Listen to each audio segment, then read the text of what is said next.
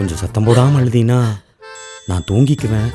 நாளைக்கு ஆபீஸ்ல எனக்கு நிறைய வேலை இருக்கு. தூங்க வேண்டியிருக்கா? தூங்க உனக்கு ஒத்தி உயிர் போக அழுவுறா. என்னன்னு கேட்க நாதி இல்ல.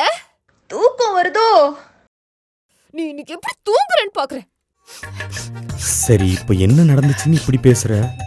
என்ன நடந்துச்சா? ஏயா உன்னை சீக்கிரம் வீட்டுக்கு வந்தர சொன்னேன். வேற என்ன சொன்னேன்? வேலை இருந்துச்சுடி, அதான் லேட்டு. நீ 7 மணிக்கு ஆபீஸ் போற, 5 மணிக்கு ஆபீஸ் முடியுது. தவழ்ந்து வந்தா கூட 1 மணி நேரத்துல வந்துடலாம். நீ எத்தனை மணிக்கு வர? 10 மணி. இது கேட்டதுக்கு அடிக்க வர. அழுகிற சத்தம் கேட்காம அழுவணுமோ?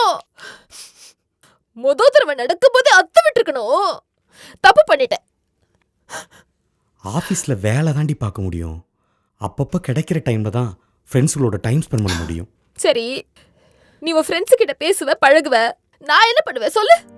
காலையில எந்திரிச்சு சமைக்கணும், மதியம் சமைக்கணும், துணி துவைக்கணும், பாத்திரம் விளக்கணும். இது எல்லாத்துக்கும் இடையில நான் பாக்குற ஒரே மூஞ்சி நீதான். ஒரு நாள்ல 18 மணி நேரம் தனியா இருக்கேன் தெரியுமா? தூங்குற டைம் தவிர மத்த டைம்ல என்ன பண்ணுவேன் சொல்லு? வாசலையே பார்த்துட்டு உட்கார்ந்திருப்பேன். எப்படா இவன் வருவான்னு.